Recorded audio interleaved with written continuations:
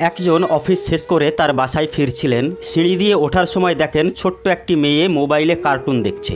তাকে তিনি জিজ্ঞেস করলেন, তুমি এখানে কেন বসে আছো? ছোট্ট শিশুটি উত্তর দিল, স্যার, আমার মা এই বাসায় কাজ করে। সেই সময় শিশুটির মা বেরিয়ে এলেন। মেয়েটির মাকে লোকটি জিজ্ঞেস করলেন, মেয়েটাকে কেন বাইরে বসিয়ে রাখেন?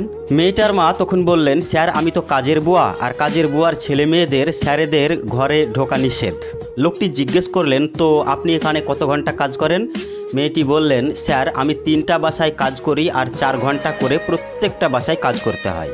লোকটি আবারও প্রশ্ন করলেন, প্রত্যেকটি ঘরের বাইরে কি আপনার মেয়েকে এভাবেই বসিয়ে রাখেন? মেয়েটি বললেন, না, 2টা ঘরের বাইরে আমার মেয়েকে বসিয়ে রাখি আর একটা ঘরে আমার মেয়েকে ঢুকতে দেয়। আশ্চর্য লাগছে, তাই না?